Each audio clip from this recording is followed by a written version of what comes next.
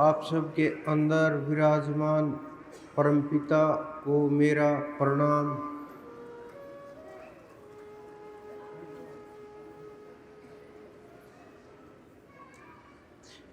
इस संसार के अंदर कुछ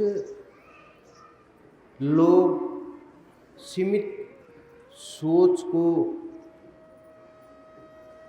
श्रेष्ठ मान करके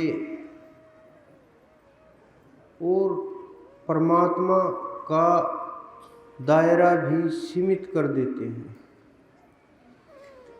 कि परमात्मा बस भारत में है, हरियाणा में आए,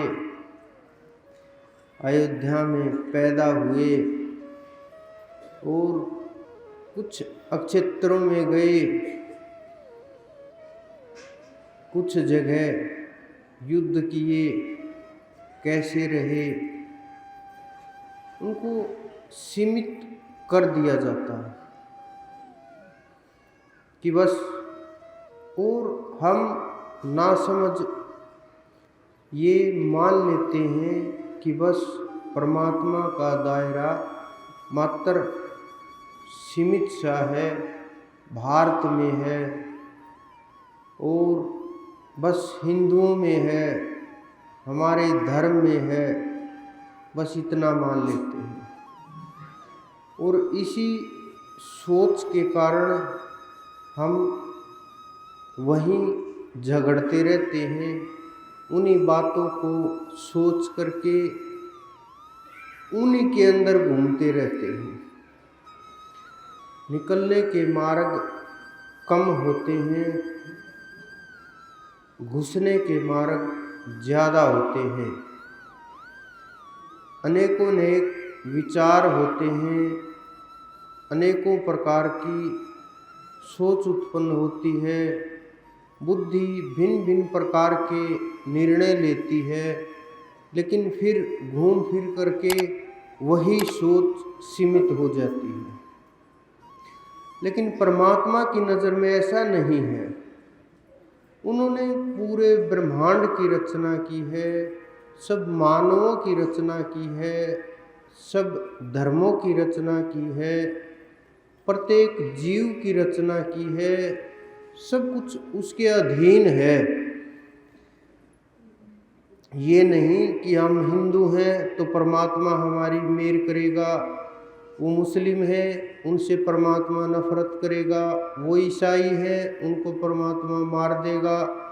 इस प्रकार का इस ब्रह्मांड के अंदर कोई भी नियम नहीं है, क्योंकि सब की सब रचनाएं, सबका सब कुछ जितनी प्रकृति है सब उसकी ही बनाई हुई है।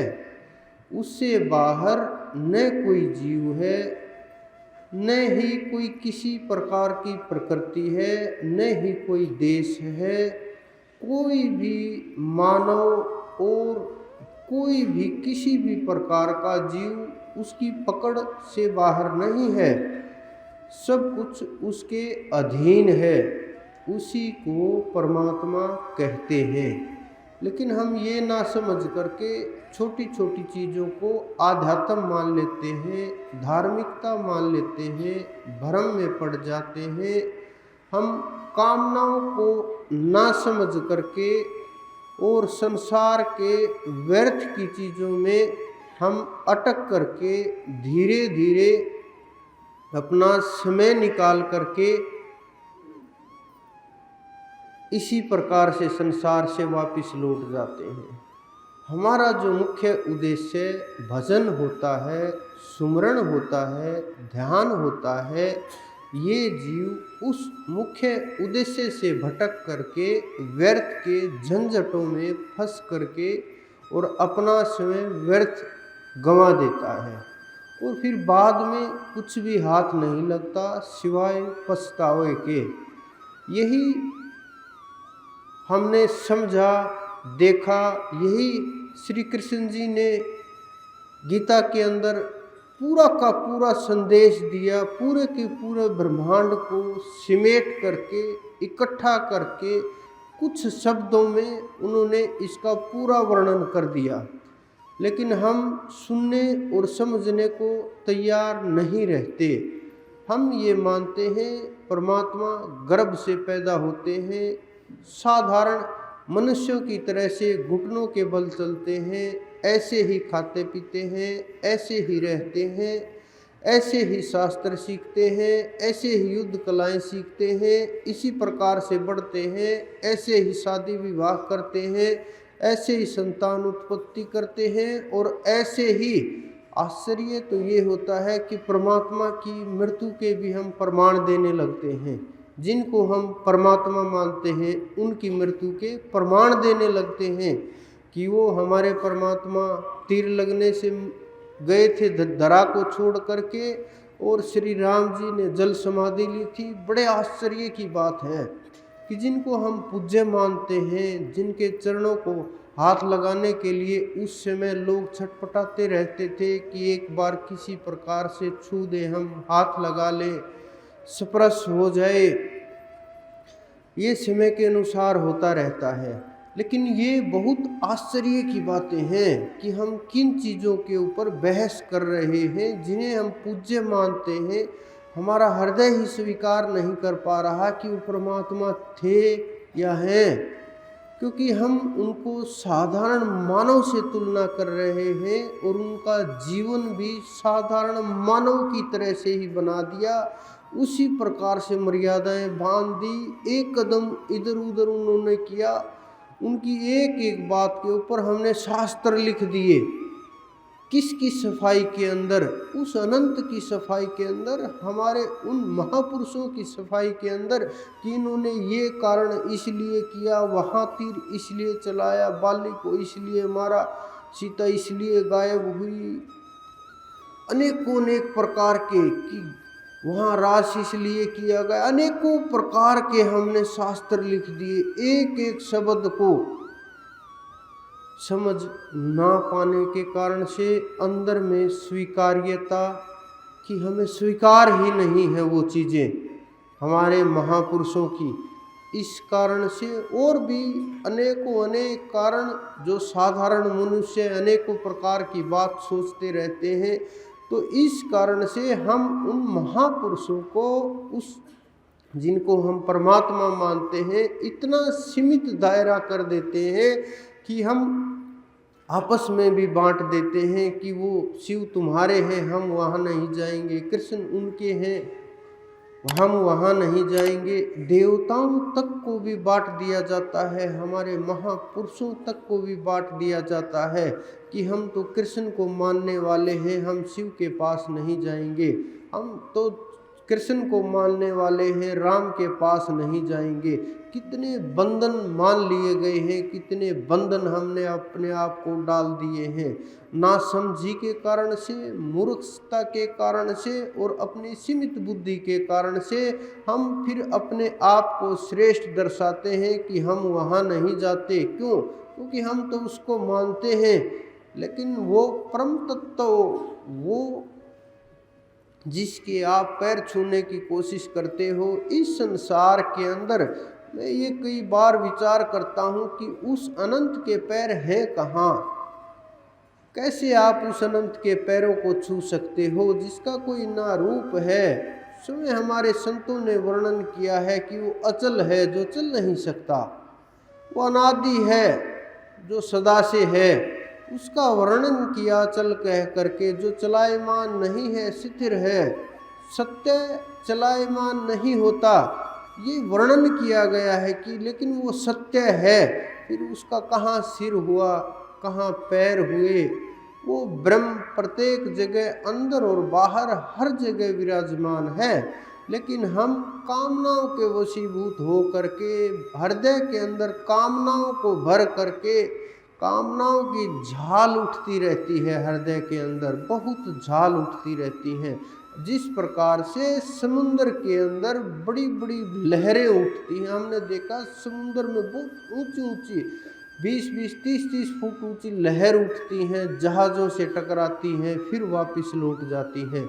उसी प्रकार से कामनाएं मानव के हृदय के अंदर उठती रहती हैं और इतनी ऊंचा उठती हैं कि उनका वेग रोक पाना बड़ा मुश्किल होता है। जो साधारण लोग होते हैं वो और जो जानवर होते हैं पशु पक्षियों की तरह से, वो उस वेग को नहीं रोक पाते और उस वेग के अनुसार बहते चले जाते हैं।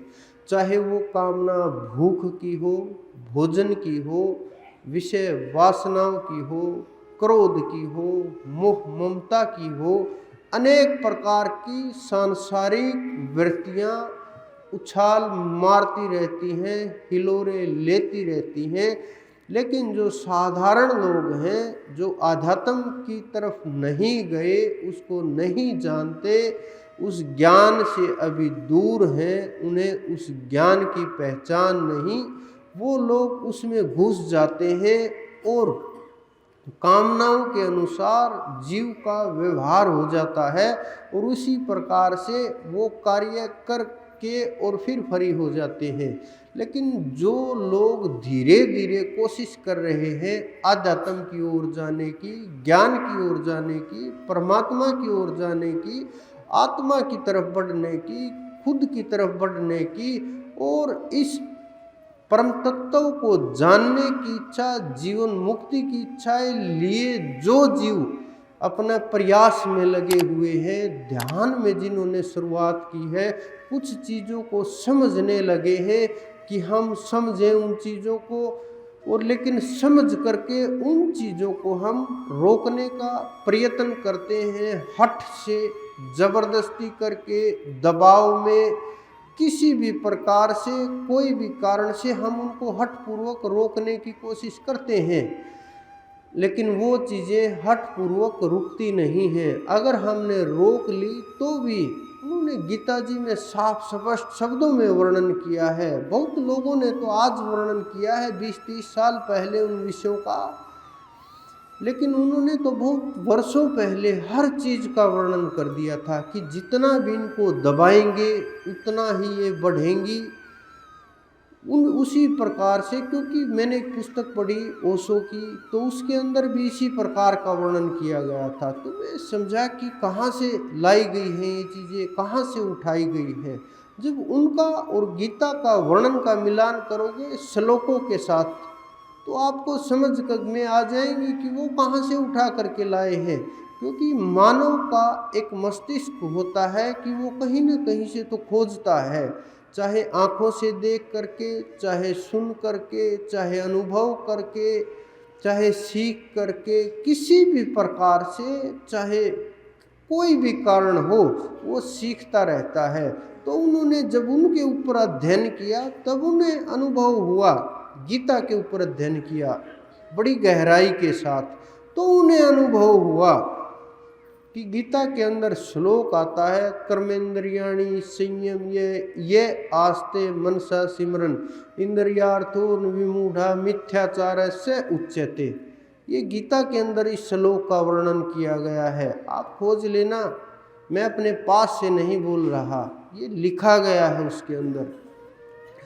तो ये उसी का वर्णन किया गया है कि जो अपनी इंद्रियों को बाहर से तो रोक लेते हैं, लेकिन अंदर से नहीं रोक पाते, मन से नहीं रोक पाते, विचारों से नहीं रोक पाते, उसके वेग को सहन नहीं कर पाते, तो वो जबरदस्ती रोक करके इस प्रकार से आध्यात्मिक नहीं हो सकते। लेकिन वो प्रयास में हैं, अभी उन्होंने कोशिश की है, ऊर्ध्वगामी नहीं हुए हैं, अंदर की ओर बहना नहीं शुरू हुआ है, ऊपर की चढ़ाई नहीं हुई है, और रास्ता खुलना, जो उसका रास्ता है, जो परमात्मा की गली है, वो अभी खुली नहीं है, साफ नहीं हुई है। जब वो परमात्मा की गली खुलती है, सीधा रास्ता चलता है, और वो सीधा रास्ता दोनों आँखों के मध्य में पहुँचता है, वहाँ से फिर उड़ान भरी जाती है, फिर उस परम तत्व परम चेतना तक वो जीव पहुंचता है। लेकिन इन कामनाओं को हम दबाने लगते हैं शर्म के कारण से, डर के कारण से, कि मैं तो आध्यात्मिक आदमी हूँ, मैं कैसे इस प्रकार के कर्म कर सकता हूँ। लेकिन दबा करके हम इनको छुपा करके अंधेरे में करने लगते हैं, छुपा करके करने लगते हैं, और किसी प्रकार से हम रास्ता निकालते हैं। काम वही करने हैं, लेकिन उनमें अलग अलग प्रकार से रास्ते निकाले जाते हैं। खोज की जाती है किस प्रकार से छुपाया जाए, कैसे रास्ता निकाला जाए। फिर जीव उस रास्ते के ऊपर चलने लगता है कि वो दो नाव के ऊपर सवार हो जाता है कि उसको वो कामनाओं की पूर्ति भी करनी है, और किसी को पता भी नहीं चलना चाहिए, क्योंकि किसी को पता चल गया तो फिर वो व्यक्ति आध्यात्मिक नहीं रहेगा, धार्मिक नहीं रहेगा। लेकिन हमारे अंदर धार्मिकता की तो अलग ही परिभाषा है कि हमने गीता को पढ़ लिया तो हम धार्मिक हो गए। ये परिभाषा नहीं है। धार्मिकता की परिभाषा ये है कि हमने गीता को समझने का प्रयास किया, गीता के ऊपर चलने का प्रयास किया, उसके मार्ग पर बढ़ने का प्रयास किया, उस ओर हमने ध्यान का प्रयास किया। जो उन्होंने वर्णन किया उसे हमने समझ करके उसके रास्ते के झाड़ झंकार उखाड़ करके उसके ऊपर हम आगे बढ़ रहे हैं। तब हम ये माने कि हाँ, आप सचमुच में गीता पढ़ रहे हो, अध्ययन कर रहे हो। लेकिन मात्र शब्दों के हेर फेर कर लेना, गीता पढ़ लेना, धार्मिक हो जाना नहीं है। जब आप इस पूरे ब्रह्मांड के ऊपर नज़र दौड़ा करके देखोगे, इसके अंदर अनेकों अनेक प्रकार के लोग हैं, सबका रहन सहन अलग है, सब अलग अलग प्रकार से रहते हैं। वस्त्रों के पहनने का तरीका अलग है, खाने पीने सोने का तरीका अलग है, आहार विहार अलग प्रकार के हैं, मौसम अलग प्रकार के हैं, जीवन अलग प्रकार के हैं, सब अलग अलग प्रकार के हैं। लेकिन मानव हैं, और अलग अलग प्रकार की अनेकों भाषाएं हैं जो आप भी नहीं समझ पाओगे, हम भी नहीं समझ पाएंगे। 2-4 भाषाओं को समझ सकते हैं, 10-20 भाषाओं को समझ सकते हैं। इस संसार के अंदर हजारों प्रकार की भाषाएं बोली जाती हैं, हजारों प्रकार की बोलियां हैं, अलग अलग प्रकार के लोग हैं, उनके आप भाषा तक नहीं समझ पाते। लेकिन जिस सार शब्द की मैं बोल रहा हूँ, उस अनंत की मैं बोल रहा हूँ, उस परमात्मा की जो मैं बोल रहा हूँ, वो इन भाषाओं से, वेशभूषा से, खान पान से, रहन सहन से, वातावरण, मौसम, प्रकृति, जीव, सोच, विचार, इन सब से ऊपर उठ करके बात है। क्योंकि वहाँ ना जाति का प्रभाव है, ना धर्म का प्रभाव है, न किसी अक्षेत्र का बंधन है, न किसी प्रकार की कोई दिक्कतें हैं, ना सोच समझ रोक सकती है। क्योंकि वो जो ताकत है, वो जो शब्द है, वो अक्षर में नहीं आता, वो ए अक्षर है, नी अक्षर है, वो शब्द से परे की बात है। जिस सार शब्द के वर्णन किया जाता है हमारे संतों के द्वारा, ऋषि मुनियों के द्वारा, वो कोई शब्द नहीं होता, वो निशब्द होता है, वो अंदर में जागृति होती है। अगर वो नाम प्राप्त हो गया जीव को तो कोई भी उसको बांध नहीं सकता। इस संसार के अंदर अनेकों अनेक प्रकार के बंधनों में जीव बंधे पड़े हैं, और कामनाओं में इतनी बुरी तरह से फंस गए हैं, ना निकल पा रहे हैं, न आगे बढ़ पा रहे हैं। क्योंकि आगे बढ़ेंगे कैसे, बस दबाने की कोशिश की है, समझने और जागने की कोशिश नहीं की, रास्ता नहीं निकाला, योग मार्ग पर नहीं चले, ध्यान के मार्ग पर नहीं चले। मन के अंदर जब आप ध्यान के ऊपर बैठते हो तब भी आप आंखें बंद करके संसारिक वस्तुओं, व्यक्तियों, सामान, पदार्थों का चिंतन करते रहते हो, और बाहर आंखें खोलो तो भी वही चिंतन चलता रहता है। इस चिंतन के अंदर आप इतने खो जाते हो कि ये तक समझ नहीं आता सत्य क्या है, असत्य क्या है। अगर ध्यान के अंदर बैठे कोई मूर्ति दिख गई, कोई एकाध तस्वीर हाथ लग गई, कभी सपने वगैरह में दिख गया, या वैसे कोई अनुभव में एकाध तस्वीर दिख गई, तो ये लगने लगता है हमें परमात्मा के दर्शन हो गए। लेकिन आप ये समझो कि वो परम तत्व नहीं है। परम तत्व कोई तस्वीर का नाम नहीं है, परम तत्व कोई वस्तु का नाम नहीं है, वो उस तत्व का नाम है जो आपके अंदर समाया हुआ है, जिसका आधार ये जो शरीर है इसका भी आधार वही है, प्रत्येक वस्तु का आधार वही है, उसके बिना कुछ भी नहीं हो सकता। लेकिन मानव की जो बुद्धि है वो सीमित है और ये समय समय के अनुसार बहुत बदलती रहती है। आप ये समझो, जिस प्रकार से कोई आदमी स्वस्थ है, सोच से रोगी हुआ, एकदम से स्वभाव बदल जाएगा, विचार बदल जाएंगे, बुरे बुरे ख्याल आने लगेंगे, चिड़चिड़ा स्वभाव हो जाएगा, मरने की बातें उठने लगेंगी, दवाइयाँ लेनी पड़ेंगी, परेशानी का सामना होगा, भय आने लगेगा और अजीब अजीब प्रकार के विचार आने शुरू हो जाएंगे। इसी प्रकार से कोई रोगी व्यक्ति है, वो स्वस्थ हुआ तो उसके विचार बदल जाएंगे। इसी प्रकार से कोई गरीब आदमी धनवान हुआ तो उसके विचार बदल जाएंगे, धनवान गरीब हुआ तो उसके विचार बदल जाएंगे। तो किसी भी क्षेत्र में जब आप देखोगे समय समय के ऊपर, कोई निसंतान को संतान हुई तो विचार बदल जाएंगे, अगर संतान है और चली गई तो विचार बदल जाएंगे। मानव की बुद्धि समय अनुसार परिवर्तित होती रहती है। हर रोज कुछ न कुछ नया इस दिमाग के अंदर, इस बुद्धि के अंदर आता रहता है और मानव उसी प्रकार से भाव से ये चीज़ें प्रकट करता रहता है। मानव भाव से बंधा हुआ है और उसी भाव का लाभ उठाने के लिए आप कल्पनाएं करते हो। मैंने देखा मंदिर के अंदर जो पुजारी होता है वो बोलता है कि अभी ठाकुर जी के भोजन का वक्त हो गया है और अभी थोड़ी देर लगेगी, दर्शन के लिए इंतज़ार करना पड़ेगा। इतना बोल करके वो पर्दा खींच देते हैं, बड़े आसानी से पर्दा खींच देते हैं। वो बहुत समझदार आदमी है, बहुत समझ होती है उनमें कि किस प्रकार से क्या करना है।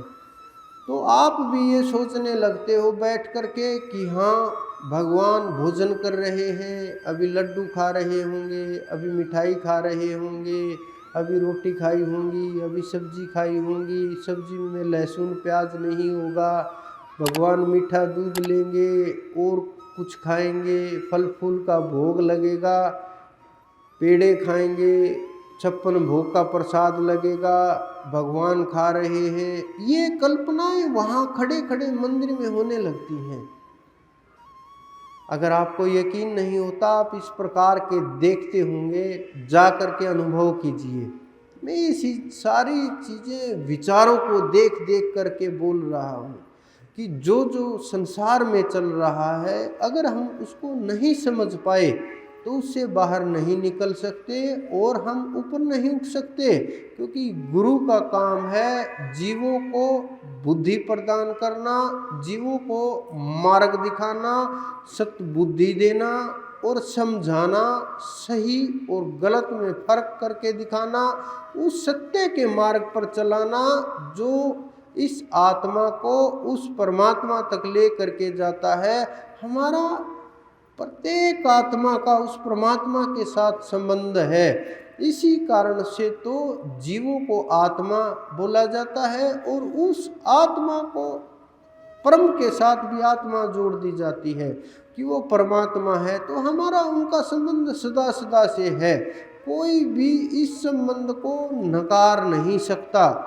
जिन्होंने नकारने की कोशिश की कि परमात्मा कोई तत्व नहीं है, परमात्मा कुछ नहीं है, परमात्मा नाम की वस्तु इस संसार के अंदर नहीं है, वो लोग, मैं पीछे मॉस्को गया हुआ था, वहाँ एक बॉडी रखी हुई है लेनिन की, कि मैंने उसके बारे में पढ़ा, देखा कि किस प्रकार से वो इस प्रकार का व्यक्ति था। उन्होंने ये बोला था कि मानव ही सर्वश्रेष्ठ है और परमात्मा और इस प्रकार की कोई ना वस्तु है, न ताकत होती है, न कुछ होता है, बस मानव ही सर्वे सर्वा है। इस ब्रह्मांड के अंदर मानव से श्रेष्ठ कुछ नहीं है। उसकी बॉडी पैक करके रखी गई है। लेकिन ये एक उदाहरण है कि ऐसे लोग कैसे सोच सकते हैं। देखो, सरकार के जो कानून हैं उनमें तोड़ फोड़ हो सकती है, उसको आप तोड़ सकते हैं, रोक सकते हैं। परमात्मा के जो कानून हैं उनको आप तोड़ नहीं सकते, उनको आप रोक नहीं सकते। अगर आप चाहें सूर्य को रोक दें, नहीं रोक सकते। अगर आप चाहें वृद्धावस्था को रोक दें, नहीं रोक सकते। अगर आप चाहें जवानी को रोक दें, नहीं रोक सकते।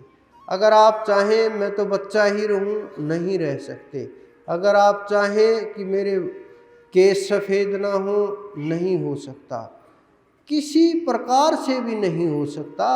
अगर आप चाहें शरीर के अंदर जो कोशिकाएं काम कर रही हैं ये रुक जाए, नहीं रुकेंगी। अगर आप चाहें मृत्यु हमारी ना हो तो ऐसा कैसे संभव है। तो जब आप ये चीज़ें समझोगे, अंदर में सोचोगे, विचार करोगे, बुद्धि में प्रकट होंगी ये चीज़ें, एक एक चीज़ आपके सामने खुल करके आएगी कि उस परमात्मा की नज़र सबके ऊपर है और उस प्रकृति से कोई भी जीव भाग नहीं सकता। चाह करके भी हम उसके कानून से बाहर नहीं जा सकते। जीव सांस से बनाया गया है। आप देखो, क्या आप बिना सांस के रह सकते हो? और रह सकते हो तो कितनी देर रह पाओगे? जीव भोजन के लिए बनाया गया है। क्या आप बिना भोजन के छटपटाओगे? नहीं। 2 घंटे अगर लेट हुए, भंडारा नहीं चला तो जीव छटपटा जाएंगे। ये जो चल रहा है संसार का, परमात्मा का बनाया हुआ सारा सब कुछ, ये सब कुछ ये समझो उसके निर्धारित की गई चीज़ें हैं। ये हमारे द्वारा निर्धारित नहीं की गई, मानव के द्वारा नहीं बनाई गई हैं, ये उसके द्वारा बनाई गई हैं। सब कुछ उसके अधीन है। एक एक चीज़ उस परमात्मा को साबित करती हैं। जो ये कहते थे कि हम मौत को रोक देंगे, वो कहाँ है वो व्यक्ति आज? कहाँ है वो जीव जो सब कुछ छोड़ करके चले गए, जिन्होंने शरीर धारण की और ख़त्म हो गए, अपनी मौत तक को ना रोक पाए, संसार की मौत को कैसे रोकेंगे? कहाँ है वो व्यक्ति जिन्होंने अवतारवाद का कि मैं ही अवतार हूँ, मैं ही श्रेष्ठ हूँ, अपनी ताकत का गुणगान किया? कहाँ है वो व्यक्ति? सब कुछ उस अनंत के अधीन है। उस अनंत से बाहर ना था, ना है, ना हो सकता है। प्रत्येक मानव को ये लगता है कि मैं भोग रहा हूँ प्रकृति को, मैं प्रकृति का लाभ उठा रहा हूँ, मैं प्रकृति के साथ खेल रहा हूँ। लेकिन मानव को ये समझ नहीं आता कि प्रकृति के साथ वो नहीं खेल रहे। प्रकृति उनको अपने अनुसार चला रही है। पूरी की पूरी प्रकृति सब योनियों को, मानव को नहीं, सब जीवों को, पूरे ब्रह्मांड को अपने अनुसार चलाती है, अपने अनुसार घुमाती है, अपने अनुसार क्रिया करवाती है, अपने अनुसार सोना जागना होता है, सब कुछ अपने अनुसार करवाती है। करोड़ों करोड़ में एक आध जीव को ये चीज़ समझ आती है, तब वो जागने का प्रयत्न करता है। मैं बहुत खोज करके, प्रयास करके, समझ करके इन चीज़ों को बाहर निकाल करके लाता हूँ। जब आप इन चीज़ों को थोड़ा सा समझोगे, थोड़ा सा इन चीज़ों के ऊपर गौर करोगे, ध्यान से सुनने और समझने का प्रयास करोगे, तो आपको सब कुछ दूध का दूध और पानी का पानी अलग नज़र आने लगेगा कि सत्य क्या है, असत्य क्या है। देखो, इस संसार के अंदर जितने भी जीव हैं, सब अपने अपने कर्म कर रहे हैं। मछली समुद्र में अपना कर्म कर रही है, मगरमच्छ भी वही कर्म कर रहा है, अनेकों जीव समुद्र में कर्म कर रहे हैं। यहाँ आप देखो, आपकी भैंस भी अपने पूरा दिन कुछ ना कुछ, चाहे जुगाली करती रहो, खाती रहो, दूध देती रहो, कुछ न कुछ कर्म करते रहते हैं सब जीव। हिरण से लेकर के शेर तक प्रत्येक जीव जो प्रकृति के अंदर है, छोटे से छोटा जीव भी, मच्छर भी सुबह उठ करके गुनगुनाने लगता है आपको लड़ने के लिए। तो प्रत्येक जीव भाग रहा है, प्रत्येक जीव कर्म कर रहा है। ये नहीं कि मानव ही भाग रहा है, मानव को ही इतनी लगन है, प्रत्येक जीव को लगन लगी हुई है, क्योंकि प्रत्येक जीव कर्म के अधीन है और प्रत्येक जीव कर्म को भोग रहा है। और इसी कारण से प्रत्येक मानव अपने कर्म के अनुसार फल प्राप्त करने की ओर दौड़ रहा है। तो किसी किसी जीव के ऊपर वो परमात्मा मेहर करते हैं और उनको जीवन में समर्थ गुरु का दर्शन करा देते हैं। दर्शन का लाभ ऐसे नहीं होता जिस प्रकार से लोग समझते हैं कि गए, दर्शन हुए, लाभ हो जाएगा। क्यों नहीं हुआ? जब तक हृदय के अंदर यकीन नहीं है, जब तक अंदर में विश्वास नहीं है, जब तक अंदर में समर्पण का भाव नहीं है, जब तक अंदर में गुरु का भाव नहीं है, तब तक अंदर में गुरु कैसे विराजमान हो सकते हैं? संसार में आपको धन देने वाले भी मिल जाएंगे, आपके रोग काटने वाले भी मिल जाएंगे, सामान देने वाले भी मिल जाएंगे, सुख संपत्ति देने वाले भी मिल जाएंगे, संतान देने वाले भी लोग मिल जाएंगे। लेकिन इस संसार के अंदर मुक्ति प्रदान करने वाले गुरु नहीं मिलेंगे आपको। चाहे आप दीपक क्या बड़े बड़े लाइटें उठा करके घूम लेना, इस संसार के अंदर मुक्ति प्रदान करने वाले गुरु नहीं मिलेंगे, मोक्ष देने वाले गुरु नहीं मिलेंगे। क्योंकि गुरु के अंदर इतनी सामर्थ्य होती है कि वो करोड़ों करोड़ जीव को भी एक साथ उठा ले जाते हैं। लेकिन जब उनकी दृष्टि पड़े, कोई जीव योग्य हो, कोई उस मार्ग पर चलने के लिए तैयार हो, तभी। क्योंकि मैं देखता हूँ बहुत लोग, अभी पीछे की एक घटना है, 2-4 दिन पहले एक महात्मा सियाराम बाबा जी के नाम से, जिन्होंने शरीर का त्याग कर दिया, मैं देख रहा, वो बेचारे बुजुर्ग बहुत प्रयास किया उन्होंने, युवावस्था में ध्यान का, सुमरण का पूरी कोशिश की, जैसी उनके पास विधि थी, जितना उन्होंने मेहनत की, उन्हें कोई नहीं जानता था। फिर क्या हुआ, उन्होंने छोटा सा कुछ दिखाया कि अग्नि जली हाथ से, लोग पीछे घूमने लगे उनके कि बाबा जी आशीर्वाद दे दो, धन हो जाए, कष्ट दूर हो जाए, कृपा हो जाए। धीरे धीरे लोग बढ़ने लगे वहाँ। उनको भजन में बड़ी परेशानी आने लगी, शरीर के ऊपर पट्टियाँ लपेटे रहते, कुछ प्रयास जिस प्रकार से भी करते, चाहे रामचरितमानस पढ़ करके, चाहे ध्यान करके, जैसे भी वो अपने मगन रहते थे। दूर तक चला, ख्याति फैली, धीरे धीरे शरीर रोगी हुआ। मैं देख रहा, वो बोल रहे, किसी ने बोला कि महात्मा जी, बाबा जी आशीर्वाद दीजिए। उन्होंने कहा आशीर्वाद हाथ से नहीं मिलेगा, आशीर्वाद कर्म से मिलेगा। कर्म करो, अपने आप काम हो जाएगा। हम कर्म में ध्यान नहीं रखते, फिर वो धीरे धीरे रोगी हुए। कर्म का भोग भोगना होता है, सबको भोगना है, आपको भी भोगना है, हमें भी भोगना है। अनंत अनंत जन्मों के कर्म पड़े हुए हैं, अगर वो समाप्त नहीं हुए तो हमें भोग भोगना पड़ता है। कर्म का जैसा भी प्रभाव रहा, वो रोगी हुए और शरीर छूट गया। क्या भीड़ लगी फिर शरीर छूटते ही, इतनी भीड़ लग गई, भीड़ को संभालना मुश्किल हो गया। और उस समय के ऊपर जब वो रोगी थे, कोई 10 आदमी भी नहीं थे उनकी सेवा के लिए, संभालने के लिए, देखभाल के लिए। यहाँ तक कि आईसीयू में तक में उन्हें भर्ती नहीं कराया गया, परेशान बुजुर्ग महात्मा। फिर वो भीड़ आई और वो भीड़ आज उनकी जो चिता की बची खुची राख थी उसको भी उठा उठा करके घर में ले गई। ये भीड़ का कमाल है, आश्चर्य की बात है। लोग कहाँ फंस गए हैं। जो संत महात्मा हमारे मार्ग दिखाते हैं कर्म का, जो कर्म के बारे में खोल खोल करके समझाते हैं, जो कर्म को आपको समझाते हैं कि कर्म किए बिना कल्याण नहीं हो सकता, हम उनको ना समझ करके, उनके विचारों को ना समझ करके, उनके रास्ते के ऊपर ना चल करके, उनकी ओर न ध्यान करके, उनके शब्दों को ना पकड़ करके हम बस भाग लेते हैं कि जैसे और चल रहे हैं हम भी वैसे ही चले। तो ये मार्ग सत्य का नहीं है।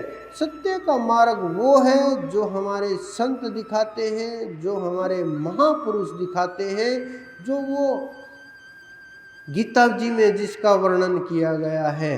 क्योंकि गीता जी के अंदर सीधा सीधा प्रत्येक वस्तु का वर्णन किया गया है, प्रत्येक मार्ग का वर्णन किया गया है।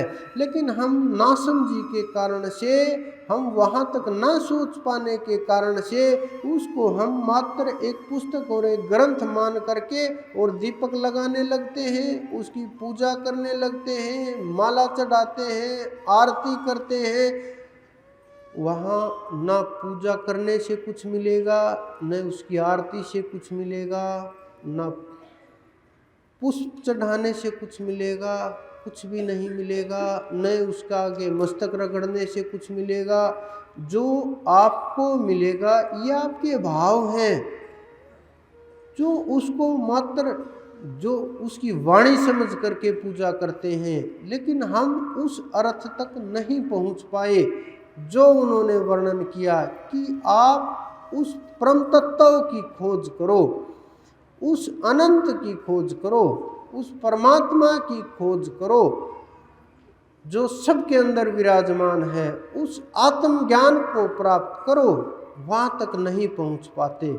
हम इसी प्रकार से इन शरीरों में फंसे रहते हैं और शरीरों में भी इतना गहराई तक फंस जाते हैं कि स्थूल शरीर तक छूटना मुश्किल हो जाता है। सूक्ष्म तो बहुत दूर की बात है, स्थूल ही नहीं छूट पाता। स्थूल शरीर में ही अनेकों अनेक प्रकार के कारण हमने वासनाएं लिपटा रखी हैं, इसको छोड़ते हुए भी हमें बहुत तड़प होती है। लेकिन जिन्होंने नाम प्राप्त किया, जिनके हृदय में गुरु विराजमान हुआ, उन्हें एक पल के लिए भी तकलीफ नहीं होती। मैंने बहुत लोगों को देखा, अनुभव किया, जिनके हृदय में सूक्ष्म रूप में गुरु विराजमान हुए, वो चाहे किसी भी अवस्था में हो, युवा हो, वृद्ध हो, किसी भी अवस्था में हो, जब उन्हें गुरु लेने के लिए आए, क्योंकि वहाँ यम के दूत लेने के लिए नहीं आते। जिनको नाम की प्राप्ति हो गई, वहाँ यम के दूत नजर नहीं आएंगे आपको कि आपको जब शरीर छूटेगा कोई यम लेने के लिए आएगा, कोई धर्मराज परेशान करेगा या उत्तरायण दक्षायण के देवता आएंगे। ऐसा नहीं होगा, क्योंकि उस जीव की जिम्मेवारी गुरु की हो जाती है और गुरु ही उसको ले करके जाते हैं। जब शरीर छूटता है, गुरु हाथ पकड़ करके उठा ले जाते हैं उस जीव को इस सूक्ष्म शरीर से।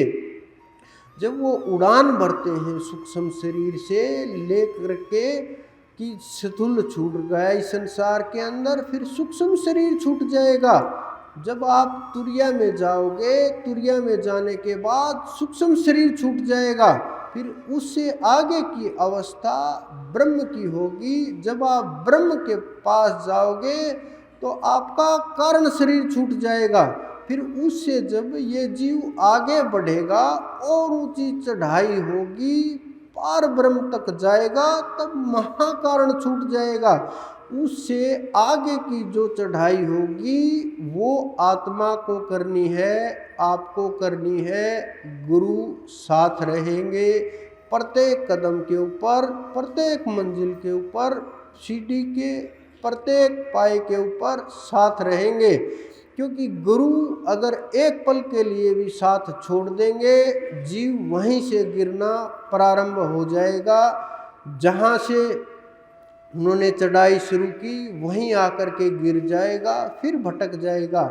जब हम वहाँ पार ब्रह्म से आगे बढ़ते हैं तो वहाँ आपकी आत्मा स्वयं प्रकाशित होगी। दूसरे किसी संसारिक सूर्य की आवश्यकता नहीं होगी, संसारिक प्रकाश की आवश्यकता नहीं होगी, किसी दूसरे के प्रकाश की आवश्यकता नहीं होगी। आपकी आत्मा का जो तेज है वो 12 सूर्य के समान होगा। 12 सूर्य का जो तेज है वो आपकी आत्मा का इतना तेज होगा, इतनी रोशनी होगी, इतना प्रभाव होगा और अपने आप रास्ते खुलते जाएंगे। लेकिन वहाँ तक जब आप नहीं पहुँचोगे, ये तेज और सब कुछ ये दबा रहेगा, रुका रहेगा, उठना बड़ा मुश्किल होगा। अगर एक बार वहाँ चढ़ाई शुरू हुई, शब्द हाथ लगा, गुरु सूक्ष्म रूप में, कारण रूप में, आत्म रूप में, जहाँ जैसा जीव जिस स्थिति के अंदर होगा, चाहे किसी भी स्थिति के अंदर हो, उसी शरीर के माध्यम से उसी रूप में गुरु उसके साथ रहेंगे। क्योंकि सूक्ष्म रूप में गुरु हर समय विराजमान रहते हैं, लेकिन उस सूक्ष्म रूप में गुरु को प्रकट करना होता है, हृदय के अंदर धारण करना होता है, गुरु की खोज करनी होती है। और गुरु के पास वो कुंजी होती है, वो चाबी होती है, जो आपको देने के बाद रास्ता सुगम हो जाता है। कोई भी आपको नहीं रोक पाता। आपके पास उस परमात्मा ने बड़ा मौका दिया है, क्योंकि अनंत अनंत लोकों में अनंत अनंत आत्माएं हैं। सहस्त्र के ऊपर भी हैं, सतलोक में भी आत्माएं विराजमान हैं, सब लोकों में आत्माएं विराजमान हैं। लेकिन जो आत्माएं जहाँ स्थित हैं वो आत्माएं उससे आगे नहीं जा सकती। अगर उन्हें उससे आगे जाना पड़े तो उन्हें मानव का शरीर धारण करना पड़ेगा, समर्थ गुरु के शरण में जाना पड़ेगा, फिर चढ़ाई होगी, फिर हो सकता है वो उससे आगे की स्थिति तक जा पाए। करोड़ों करोड़ अरबों अरब आत्माएं वहाँ स्थित हैं, अनेकों अनेक युगों से पड़ी हुई आत्माएं हैं, लेकिन वो वहीं हैं, ऊपर नहीं जा सकती, नीचे आ सकती हैं। तो आपके पास उस परमात्मा ने बड़ा चांस दिया है, कि बड़ा मौका है कि आप उन आत्माओं से आगे निकल सकते हो, आगे बढ़ सकते हो, ध्यान के द्वारा, उस मार्ग के द्वारा, परमात्मा की कृपा के द्वारा। गुरु हाथ पकड़ के आपको उठा ले जाएंगे, आपके ऊपर कृपा करेंगे। इस शरीर को अगर आप गुरु मान रहे हो तो प्रणाम करते रहना, कोई फर्क नहीं पड़ेगा। क्योंकि इस संसार के अंदर संत और परमात्मा दो ही प्रणाम के योग्य बताए गए हैं। इस संसार के अंदर कोई भी कितना भी बड़ा वैज्ञानिक हो, कितना भी बड़ा डॉक्टर हो, कितना भी बड़ा ओहदेदार हो, कितना भी बड़ा कुछ भी हो, वो आपको उस जगत तक नहीं लेके जा सकता, उस परम तत्व तक नहीं लेकर के जा सकता। इस संसार के अंदर आपको चाहे कितना भी कुछ भी दे दे, कितना भी धनवान बना दे, बलवान बना दे, ताकत प्रदान कर दे, कुछ भी प्रदान कर दे, लेकिन उस जगत को नहीं प्रदान कर सकता। उस जगत को प्रदान केवल गुरु कर सकते हैं, क्योंकि सब लोग उनके हाथ में होते हैं। उनकी एक नज़र पड़ते ही आप उठने लगते हो, जागने लगते हो, और आपकी सोई हुई चेतना उठने लगती है। सत्य और असत्य का ज्ञान होने लगता है, और सत्य ये पहचान आने लगता है कि सत्य चल नहीं सकता, वो चलायमान नहीं है, वो हर जगह स्थित है, हर रोम रोम में स्थित है, हर कण कण में स्थित है, पूरी प्रकृति में विराजमान है, सारी प्रकृति उसके अधीन है, सारी प्रकृति उसके इशारे के ऊपर चल रही है, सब कुछ उसके हाथ में है। इन नेत्रों से, जो ये नेत्र हम लोगों की हैं, जिनसे हम संसार देख रहे हैं, ये नेत्र किससे प्रकाशित हो रही हैं? सूर्य से प्रकाशित हो रही हैं, चंद्रमा से प्रकाशित हो रही हैं, तारागण से प्रकाशित हो रही हैं, और भिन्न भिन्न प्रकार के बिजली वगैरह के यंत्र बना दिए गए, उनसे हम इधर उधर देख पाते हैं। अगर पूरी तरह से अंधेरा कर दिया जाए, एक अंधेरे कमरे में आपको रोक दिया जाए, तो ये आपकी आंखें कुछ नहीं देख पाएंगी। आपकी आंखें खुली रहते हुए भी अपना काम करना बंद कर देंगी, क्योंकि ये आंखें चर्म चक्षु हैं, इनका दायरा सीमित है और उसी सीमित दायरे से ये काम करती हैं। लेकिन जो आपका तीसरा नेत्र है, अगर वो खुल गया, वो आँख खुली, तो फिर आपको अनंत अनंत लोकों तक का दिखने लगेगा, बहुत दूर तक नज़र जाने लगेगी, और पिछले जन्मों से लेकर के बहुत से रहस्य खुलने लगेंगे। अगर वो दृष्टि आपने पा ली, अगर आपने उसको जगा लिया, वो दृष्टि आपकी खुली, तो परमात्मा की कृपा समझो होना शुरू हो गई। और जब वो कृपा होगी तो फिर मुझे नहीं देख करके बताना होगा, आप लोगों को देख देख करके बताएंगे संसार के अंदर क्या चल रहा है, क्या आपको दिख रहा है, क्या अनुभव हो रहा है। सबके कर्म नजर आने लगेंगे, जीव नजर आने लगेंगे, संसार में अनेकों चीज नजर आने लगेंगी, सब छुपे हुए प्रकृति के रहस्य सामने आने लगेंगे। परमात्मा के अनेकों रहस्य छुपे हुए हैं, जो योगियों द्वारा दृश्यमान हुए, जो देखे गए, जो अनुभव किए गए, जिस रास्ते के ऊपर हमारे योगी चले, वो सब के सब रहस्य आपके सामने खुलने लगेंगे, और कोई भी रहस्य आपसे छुपा नहीं रहेगा। लेकिन इस संसार के अंदर लोग अंधे और बहरे बने हुए हैं, ना कुछ देखते हैं, देखने के बाद भी सुनने की जो वस्तु है उसको सुनते नहीं हैं, बाहर की वस्तु अंदर में इकट्ठी करते रहते हैं। जब आप अंदर में उतर करके सुनोगे, अंदर में उतरोगे, नाद की तरफ ध्यान जाएगा, अंदर की तरफ ध्यान जाएगा, तो सुनने की वस्तुएं वो हैं। जो शब्द अंदर में गूंज रहा है उसको प्रकट करना आवश्यक है। अगर वो शब्द प्रकट हुआ, गुरु भी प्रकट हो जाएंगे, अंदर में विराजमान हो जाएंगे, तो ये एक एक शरीर छूटता जाएगा, आप आगे बढ़ते जाओगे। लेकिन हमें यकीन ही नहीं होता, हम इतने फंसे हुए हैं, इतने देख करके भी सामने आंखें बंद कर लेते हैं, जानते हुए भी, सामने होते हुए भी समझना बड़ा मुश्किल होता है। भ्रम की स्थिति पैदा होती है, तुलनाएं शुरू हो जाती हैं, फंस जाते हैं। जो गुरु होते हैं, जाने के बाद बड़ी भीड़ लगती है, लोग ढूंढते हुए घूमते हैं कि हमें इनका कुछ मिल जाए, कुछ इशारा मिल जाए, कुछ दिख जाए। लेकिन जो समर्थ गुरु होते हैं वो शरीर में रहते हुए भी सूक्ष्म रूप में अपने जीवों को जगाते रहते हैं, ध्यान के अंदर उनको संदेश देते रहते हैं, आदेश आते रहते हैं, फिर जीव उठ जाते हैं, आगे बढ़ जाते हैं। एक बार की बात है, एक बादशाह ने कुछ लोगों को अपने देश से निकाल दिया, राज्य से निकाल दिया। वो बड़े अच्छे कुशल कारीगर थे, उन्होंने अपनी अच्छी कलाकारी दिखाई, दूसरे राज्य के अंदर गए और वहाँ जहाज बनाना शुरू कर दिया। राजा को पता चला कि ये राजा की ये जहाज बना रहे हैं। उन्होंने अपना भेष बदला और सारा सब कुछ बदल करके और पहुंचा उनके पास कि मुझे भी जहाज बनाना सीखना है, किस प्रकार से बनाया जाता है। 1 साल तक उनके पास काम सीखता रहा, सारी चीज़ें सीख ली, देखभाल कर ली, साधारण आदमी की तरह से ही रहे, साधारण उनके बीच ही खाए, वहीं सोए, वहीं रहना, सब कुछ उनके जैसा ही व्यवहार करे, वैसे ही। जब सब कुछ उन्होंने सीख लिया तो उन्होंने कहा कि अब मैंने सब कुछ सीख लिया है, मैं वापस अपने देश जा रहा हूँ, तुम भी चलो मेरे साथ। उन्होंने कहा हमें तो राजा ने देश निकाला दे रखा है, हम कैसे जा सकते हैं।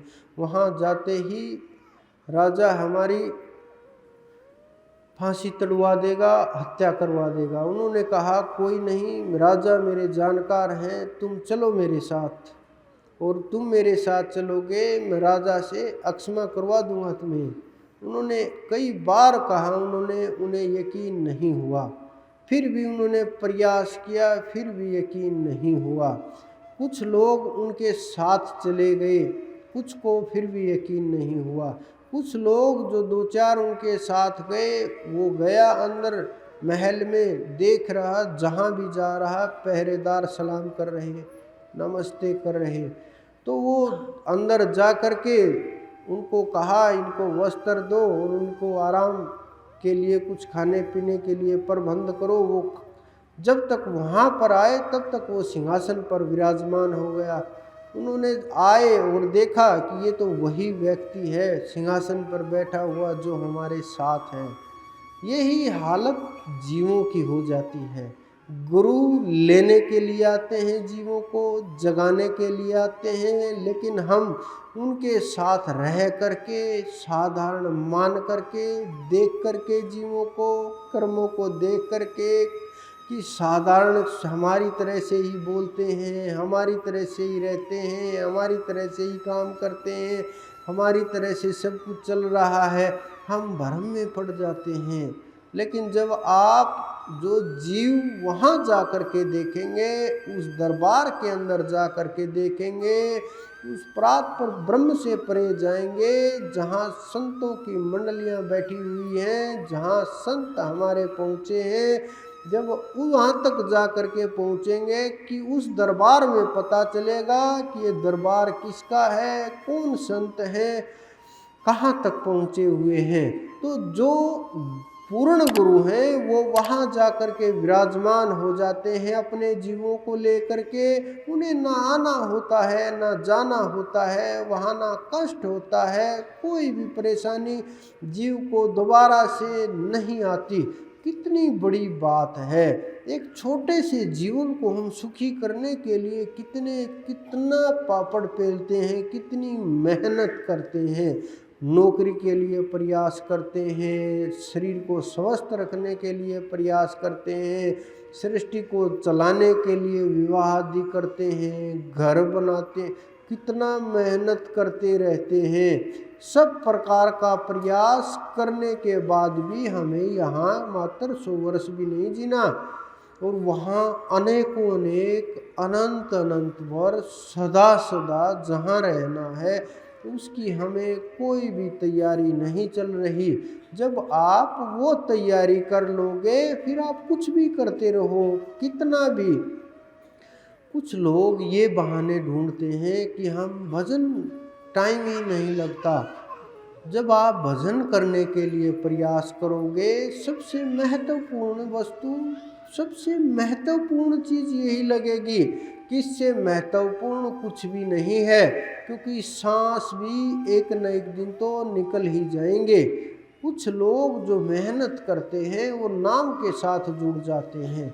बहुत प्रकार के लोग अपने काम करते हुए भी नाम रटते हैं, बहुत से लोग गाड़ी चलाते हुए भी नाम रटते हैं, बहुत से लोग पैदल चलते हुए भी नाम रटते हैं, बहुत से लोग सब प्रकार के काम करते हुए नाम रटते हैं, बहुत से लोग स्नान करते हुए भी नाम रटते हैं, बहुत से लोग काम में खोए हुए भी नाम रटते हैं, बहुत से लोग सोते सोते भी प्रयास करते हैं, लेटे लेटे भी प्रयास करते हैं, बहुत से लोग कमर सीधी ना करके इधर उधर शरीर को लटका करके इसी प्रकार से नाम रटते हैं। जो प्रयास कर रहे हैं, एक दिन वो बैठने भी लगेंगे, ध्यान भी लगने लगेगा।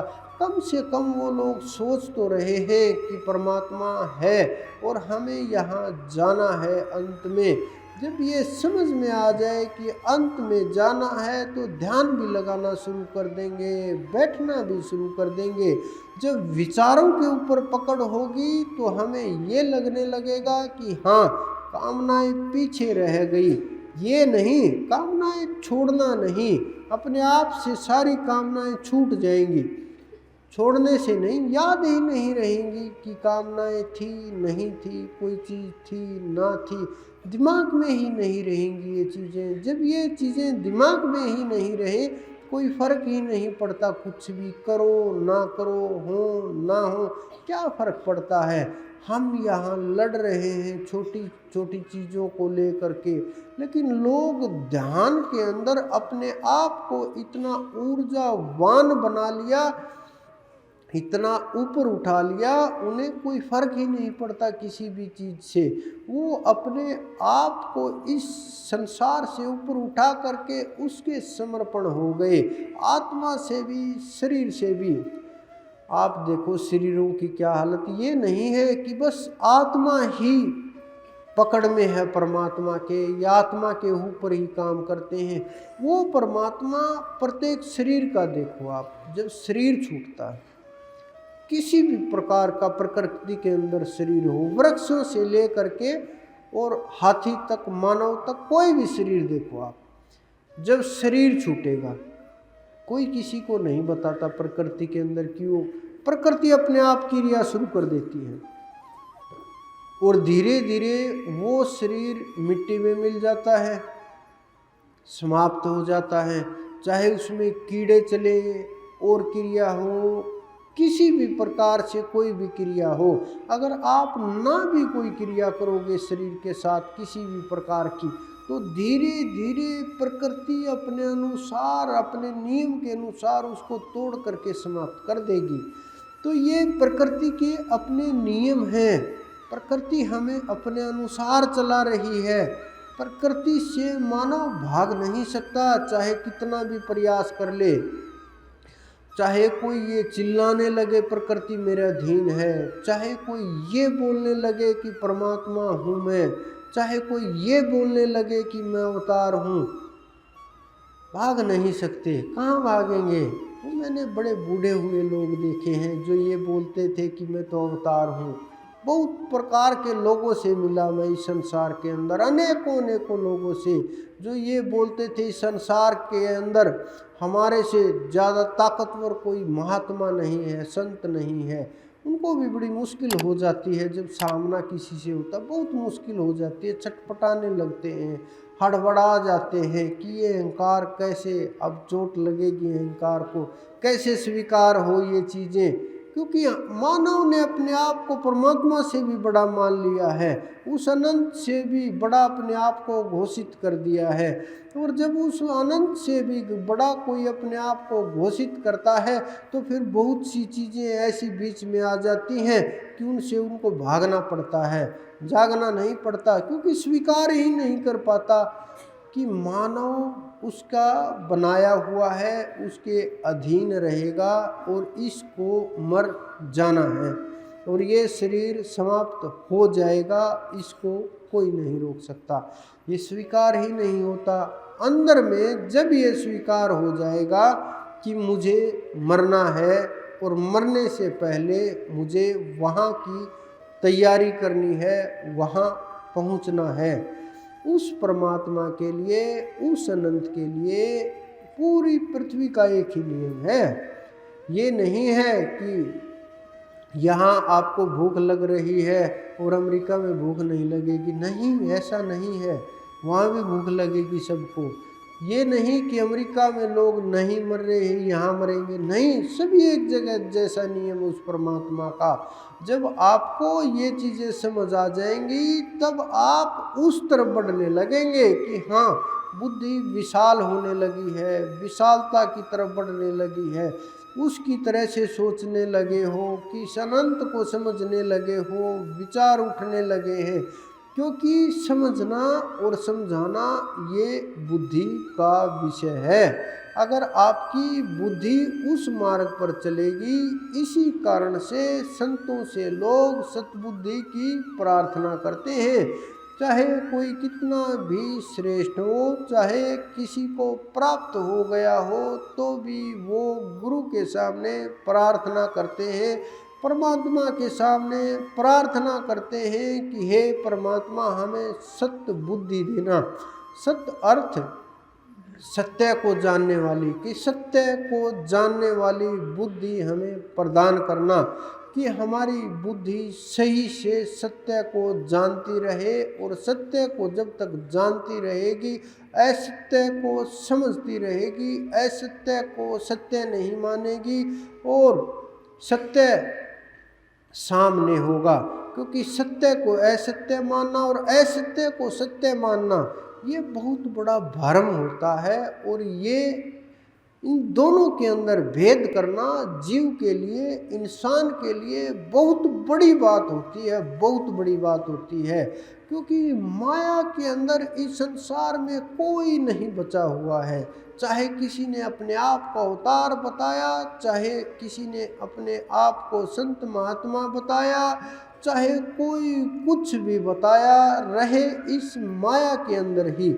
जब भी किसी ने, चाहे लोगों के, चाहे विष्णु जी भी हों, चाहे शिव, चाहे कोई भी हो, जितने आपने नाम सुने आज तक महापुरुषों के, संत महात्मा, किसी का भी नाम सुना हो, रहे इस माया के अंदर ही। इससे भाग नहीं सकते कि हम माया को छोड़ करके भाग जाएंगे, नहीं भाग सकते। प्रकृति को छोड़ करके आप कहाँ भाग सकते हो? कोई भी इस ब्रह्मांड के अंदर ना भाग सका, ना भाग सकता है, न आगे कोई भाग पाएगा। रहना यहीं पड़ेगा, इसी ब्रह्मांड के अंदर रहना पड़ेगा। ऊपर ब्रह्मांड में गए तो भी सब कुछ उसी के अधीन है। किसी भी ब्रह्मांड में सूरज चढ़ जाए, उसी की माया नजर आएगी, उसी का खेल नजर आएगा। लेकिन सबसे बड़ी बात ये है कि ये नहीं कि माया के फिर बचना क्या है? बचना और बचाना कुछ भी नहीं है कि माया से फिर कैसे बचें। ये संत महात्मा लोग सब कुछ माया माया माया माया क्यों बोलते रहते हैं? ये लोग बेचारे बस फंसे हुए हैं, भ्रम में हैं। माया को समझना है, भागना नहीं है, वही बात जागना है। इसको समझना है कि सत्य क्या है, असत्य क्या है, क्योंकि माया भी तो उसी की है, उसके बिना माया किसी की है ही नहीं। पहली जो रचना हुई वो प्रकृति की रचना थी उस परमात्मा ने, और प्रकृति की रचना उसने की है, तो उसी की हुई वो माया और किसी की नहीं है। तो हमें ये चीज़ समझनी है, भागना नहीं है, भाग सकते भी नहीं। कहीं भी जाओगे, पहाड़ों में जाओगे, कंदराओं में जाओगे, संसार को छोड़कर जाओगे, वनों में जाओगे, अकेले में जाओगे, जहाँ भी मर्जी आप दौड़ भाग कर लो, उससे भाग नहीं सकते। चाहे आप वस्त्र धारण करके घूम लो, चाहे बिना वस्त्र धारण किए घूमो, चाहे केस बढ़ा लो, चाहे केस कटा लो, कुछ भी धारण करो, कुछ भी खा, माया से नहीं बच सकते। ये बात आप लिख लेना, भाग नहीं सकते। हाँ, माया को समझ जरूर सकते हैं। जब माया विवेक द्वारा माया समझ में आ जाएगी, तब सत्य और असत्य का ज्ञान हो जाएगा, तब हमें पहचान हो जाएगी सार शब्द की। और जब सार शब्द आपके अंदर में गूंजेगा, वो शब्द जब गूंजेगा, काल और माया आपके नजदीक नहीं आएंगे। आप बुलाओगे, माया में लेटे रहोगे, माया में खोए रहोगे, माया में पड़े रहोगे, माया में कर्म करोगे, तो भी आपको वो छू नहीं पाएंगे। जिस प्रकार से बड़ा मुश्किल होगा ये आप लोगों के लिए समझना जो मैं बोल रहा हूँ, क्योंकि ये बहुत गहराई की बातें हैं, हर कोई नहीं बोलता, क्योंकि बहुत विवाद हो जाते हैं इन चीज़ों के ऊपर, बड़ी बड़ी चीज़ें खड़ी हो जाती हैं, बहुत चीज़ें बीच में आ जाती हैं, लोगों की श्रद्धाओं को चोट लग जाती है। लेकिन मैं सब कुछ खोल करके इसलिए बोल देता हूँ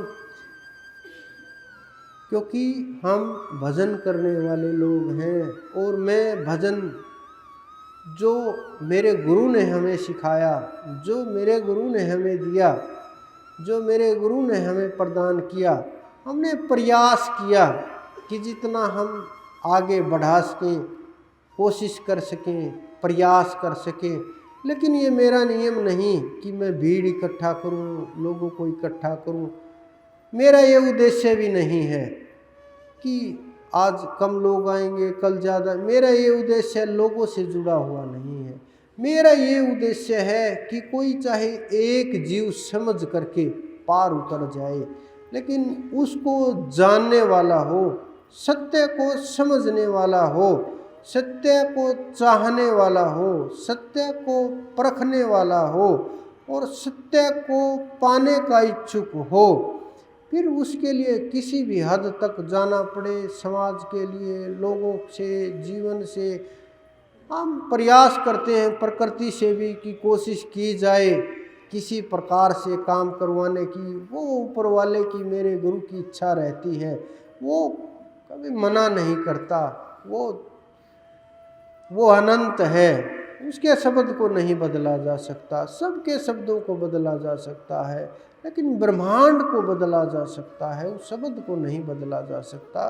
ब्रह्मांड के अंदर तरह ही हो सकती है। ब्रह्मांड नष्ट भ्रष्ट हो सकता है, उत्पन्न हो सकता है। प्रकृति, सूर्य बदल सकते हैं, समुद्र पहाड़ बदल सकते हैं, कुछ भी बदल सकते हैं, लेकिन उसका शब्द नहीं बदलता। उसके शब्द के अंदर इतनी ताकत होती है। हमें पहाड़ों में आप जब जाओगे बड़े विशाल नजर आएंगे, उन पहाड़ों से भी विशाल वो शब्द है। आप गंगा के ऊपर जाओगे, बड़ा पवित्र नजर आएगा, बड़ा गंगा जल से भी पवित्र वो नाम है, वो शब्द है। आप तीर्थों के अंदर जाओगे, तीर्थों से भी पवित्र वो तीर्थ शब्द है, नाम है। आप किसी भी प्रकार की पूजा करोगे, सब पूजाओं के ऊपर एक शब्द और नाम भारी है। आप अनेक प्रकार के तंत्र की साधनाएं के पास जाएंगे, साधना करेंगे, कितने प्रयास करेंगे, सब के ऊपर भारी एक शब्द है। और वो सार शब्द जब पहचान में आएगा, वो सार शब्द जब पकड़ में आएगा, उसकी ताकत का जब आपको एहसास होगा, जब उस नाम का आपको एहसास होगा, जिसको सुन करके, जिसकी धुन सुन करके बड़े बड़े देवता तक कांपने लगते हैं, स्थान छोड़ देते हैं जब उसकी धुन गूंजती है। क्योंकि जो धुन सुनाई देती है उससे सारे मार्ग अपने आप खुलते चलते हैं, गली वहाँ की साफ होती चली जाती है, कोई भी रास्ते में रोकने वाला, हाथ पकड़ने वाला नहीं मिलेगा। तो जब वो नाम की शब्द की धुन गूंजेगी, उसको आप पकड़ोगे, उसको पहचानोगे, तो वो दिव्य नेत्र खुलेगा, आपको पहचान होगी सूक्ष्म गुरु की, सूक्ष्म रूप की, शब्द की, सब कुछ प्रकट हो जाएगा एक झटके में। जब वो शब्द अंदर में प्रकट होगा, आप जब इतने अनंत सारी पृथ्वी से पवित्र वो शब्द है, क्योंकि वो शब्द आपके अंदर में विराजमान है, वो सदा से गूंज रहा है। ये नहीं अभी वो गूंजा है, मेरे पास आए इसलिए गूंजा, 5-10 साल से गूंज रहा, अब पैदा हुए तब गूंज। अनंत जन्म जब आप भोग करके आए, अनंत जन्मों से गुजर करके आए, अनंत योनियों से गुजर करके सृष्टि चक्र में जब से आप चल रहे हो, तब से वो शब्द आपके अंदर में विराजमान है। बस उसको जगाना है, उसको समझना है, ध्यान के द्वारा, नाम के द्वारा। जब वो शब्द गूंज जाएगा, चढ़ाई शुरू हो जाएगी। आपको चढ़ाई क्या कहूँ मैं तो इतना कहूँगा, जैसे आप यहाँ आश्रम के अंदर आए हुए हो, कोई भी ये नहीं कहेगा कि हमें अपने घर आना है। अभी आप जाओगे, कोई ये नहीं बोलेगा कि मुझे मेरे घर जाना है। सभी ये बोलेंगे कि मैं वापस जा रहा हूँ, कि आश्रम में आए थे वापस लौट करके जा रहे हैं। कोई ये नहीं बोलेगा घर आ रहे हैं, ये बोलेंगे वापस जा रहे हैं, कि हम अपने घर वापस लौट रहे हैं। तो उसी प्रकार से वो अपना घर सदा सदा से है, हमें लौट करके वापस वहीं जाना है। वहाँ ये नहीं कि बस वहाँ हम वहाँ के वासी हैं, हम वहाँ के जीव हैं, हमें वहाँ पहुँचना है। वहाँ पहुँचे बगैर हमारा कल्याण संभव नहीं हो सकता, वहाँ पहुँचे बगैर हमारी कुछ भी संभव नहीं हो सकता।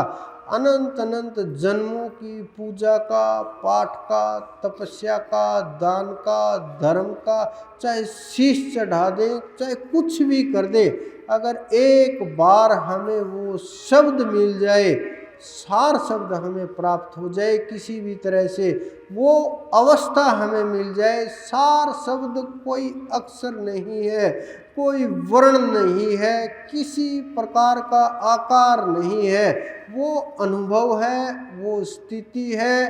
कुछ लोग सार शब्द के नाम के ऊपर लोगों को बहकाते रहते हैं, जो शायद ही सार शब्द को पहचानते हों, जानते हों, लेकिन सार शब्द को जो जानने वाले हैं वो लोगों को मार्ग दिखाते हैं, सत्य के मार्ग पर चलते हैं, अनुभव सिखाते हैं, अनुभव करते हैं।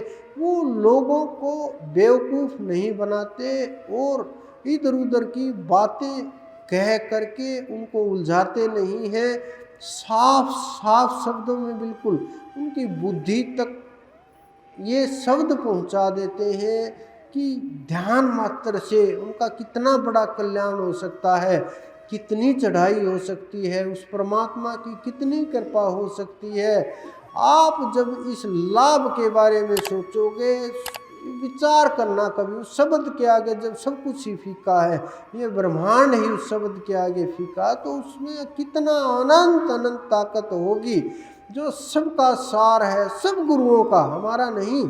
जितने भी आज तक गुरु हुए, जितने भी आज तक अवतार हुए, जितने भी ऋषि महर्षि हुए, जितने भी पीर पैगंबर, जितने भी किसी भी धर्म मजहब में कोई भी हुआ हो, सबको सार शब्द के बिना चढ़ाई नहीं होती। मैं देखता हूँ जो बड़े बड़े जिनके नाम हैं, उनको सार शब्द की पहचान नहीं है, वहाँ तक उनकी चढ़ाई नहीं है, और हम अटके हुए हैं और भटके हुए हैं कि किस प्रकार से हम ऊपर उठे, कौन सा ऐसा मार्ग है, ना हमें मार्ग का पता। मनमाने मार्ग चलाने लगते हैं, मनमानी साधनाएं शुरू हो जाती हैं, मनमाने विचार बना लेते हैं, मनमानी कोशिश करते हैं, मनमाना आसन लगाते हैं, मनमाना ध्यान लगाते हैं, मनमाना रूप देखते हैं, मन अनुसार चलते हैं, मन अनुसार विचार करते हैं, मन अनुसार कोई भी नाम उठाया रटना शुरू कर दिया, मन माफिक सब कुछ करते हैं। वो साधना नहीं है। लिख लेना मेरी ये बात एक एक, क्योंकि साधना का ये रूप नहीं है। साधना का अर्थ ही अलग है। ध्यान के बिना साधना शुरू नहीं हो सकती। आप मन अनुसार अगर चलेंगे तो मन जो है यही संतुष्ट होगा, साधना नहीं हो पाएगी, और मन को पुष्ट करके आप वहाँ तक नहीं पहुँच सकते। मन आपका और इन बलवान होगा, और ये मन ताकतवर होने के कारण से संसार की जो चीज़ें हैं वो फिर उठ करके आएंगी, फिर हिलोरे मारेंगी, और फिर आप को वहीं डुबो करके अगले जन्म के लिए मार्ग खोल देंगी। अगर आपको अगले जन्म में नहीं जाना, अगर आपको अपने आखिरी जन्म के लिए प्रयास करना है कि मेरा तो यही आखिरी जन्म है, ये नहीं कि कोई बूढ़ा है, बुजुर्ग है, युवा है, बच्चा है, कि मैं इस उम्र में नहीं कर पाऊँगा, इस उम्र में नहीं हो पाएगा, ऐसा नहीं है। उन्होंने गीता के अंदर एक एक शब्द का वर्णन किया है कि कोई भी किसी भी आयु में प्राप्त कर सकता है, कभी भी प्राप्त कर सकता है, बस अंदर में पाने की चाहत हो, अंदर में प्रेम इतना मजबूत हो, भाव इतना मजबूत हो, लगन इतनी मजबूत हो, कुछ भी कर गुजरने की अंदर में ताकत हो और इतनी चाहत हो, जीव छटपटाने लगे, कोई भी नहीं रोक सकता। इस संसार में रहते हुए भी आप सब कुछ माया के अंदर रहते हुए भी कमल की तरह से, जैसे कीचड़ के अंदर कमल निखर करके आता है, उसी प्रकार से आप इस कीचड़ के अंदर रहते हुए कमल की तरह से खिलने लगोगे, कमल की तरह से निखरने लगोगे, कमल की तरह से खुशबू आने लगेगी, उसी तरह से महकने लगोगे। तो ये उस परमात्मा की, उस अनंत की जब नाम की साधना है, जो शब्द अंदर आपके अंदर में प्रविष्ट हुआ, जिस जिसको भी नाम प्राप्त हुआ वो उस सार शब्द का प्रयास करे, बैठ करके ध्यान के अंदर उस अनंत की साधना करके उस परम तत्व का किसी भी प्रकार से, कैसे भी, जैसे भी प्रयास हो सके उसी प्रकार से कम एक कदम तो प्रयास करें चलने का। अगर आप एक कदम चलेंगे तो कोई न कोई रास्ता तो निकलेगा, कुछ ना कुछ तो चढ़ाई कम होगी, कुछ ना कुछ तो, क्योंकि एक बार भी ये समझो आप, जैसे आप जंगल में देखते हो, कई जंगलों में गर्मियों में आग लग जाती है कि कोई छोटी सी चिंगारी, सिगरेट फेंक दे, गाड़ी से कोई चिंगारी निकली या किसी और कारण से लकड़ियां आपस में टकरा करके, या और कोई जलती हुई कोई और आग फेंक दे, छोटी सी चिंगारी के कारण से हजारों लाखों वृक्ष जल जाते हैं, और हेलीकॉप्टर से पानी बरसाने पर भी वो अग्नि नहीं बुझती, इतनी तेज होती है। बहुत प्रयास करने के बाद भी लाखों लाख वृक्ष जल जाते हैं। तो इसी प्रकार से जब वो शब्द प्रकट होगा, अनंत अनंत जन्म एक शब्द से सब कुछ जल करके भस्म हो जाएंगे। जितने भी कर्म हैं, जो आपके अंदर भय है, ये भय आत्मा का नहीं है, आत्मा में कोई भय नहीं होता, ये कर्मों का भय है, ये जन्म जन्मांतर के पाप का भय है, ये जन्म जन्मांतर के अंदर जो परत चढ़ गई है, पाप के ऊपर पुण्य, पुण्य के ऊपर पाप, अनंत अनंत जन्मों की जो परत चढ़ती गई, उसका ये भय है, कहीं ये परत ना उतर जाए, कहीं कुछ हमारे हो ना जाए। ये जीव इतना प्यारा लगता है इंसान को, ये इंसान इतना प्यार करता है अपने इस जीव से कि इसको बचाने के लिए, इस शरीर को बचाने के लिए किसी भी हद तक चला जाता है। जब आप ध्यान में बैठो, सारी चीज़ें छोड़ करके बैठा करो, बच्चों को भी, परिवार को भी, पैसे को भी, काम धंधे को भी, नौकरी को भी, विवाह शादियों को भी, संसार को भी, पशुओं को भी, सारी चीज़ों को कुछ देर के लिए छोड़ दीजिए। कुछ देर के लिए ये समझिए कि हमारा इनमें कुछ नहीं है, बस अब हम परमात्मा के शरण में हैं। चाहे हम 1 घंटा रहें, चाहे 4 घंटे रहें, इन वस्तुओं से हमारा कोई संबंध नहीं है। उनसे सबसे संबंध तोड़ करके बैठिए कुछ देर के लिए। जब किसी से संबंध ही नहीं रहेगा, संसारिक वस्तुओं से प्रेम ही नहीं रहेगा, फिर भय समाप्त हो जाएगा। जब आपके अंदर में शब्द प्रकट होगा, पता चल जाएगा कि गुरु लेने के लिए आएंगे, गुरु सामने खड़े हैं, पता चल जाएगा।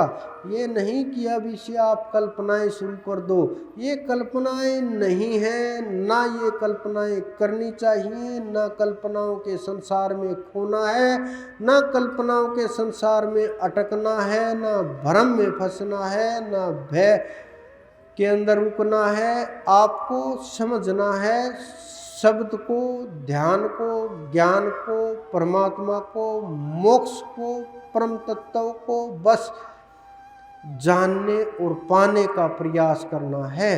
उस प्रयास के लिए आप ध्यान कीजिए, सुमरण कीजिए, अंदर में उतरने का प्रयास कीजिए, साधना कीजिए। जो जितनी साधना करेगा, आप देखिए, थोड़ा आज हम एकदम से उठे और सीधा चले आए। न आप लोगों को बताया गया अभी आ रहे हैं, न सेवादारों को पता चला अभी हम आ रहे हैं। एकदम से पहुँचे, सब लोग हड़बड़ाए हुए थे कि अब क्या करें, अब क्या हो, कैसे हो। माइक वाला भी हड़बड़ा गया, बहुत देर में सेट हुआ। इसी प्रकार से काल एकदम से झपट्टी मारता है चारों तरफ से, और जब वो झपट्टा मारता है तो सब जीव घबरा जाते हैं, हड़बड़ा जाते हैं। अगर हमने पहले से तैयारी कर रखी हो, पहले से अपना स्थान ग्रहण कर रखा हो, पहले से हम पूरी तरह से दिमागी रूप से तैयार हो कि हमें ये करना है, यहाँ बैठना है, यहाँ जाना है, ऐसे करना है, सब कुछ तैयार हो कि कभी भी आओ, कभी भी ले जाओ। कुछ लोग पूरी तरह से तैयार बैठे थे कि कभी भी आ जाएं, उन्हें तो बस ये हुआ कि आज सही हुआ। तो उसी प्रकार से वो लोग, मृत्यु से फर्क नहीं पड़ता उन जीवों को, वो लोग तो बस इतना है आए और चले गए, क्योंकि उन्हें पता है लेने कौन आ रहा है, उन्हें ये भी पता है कि जाना कहाँ है।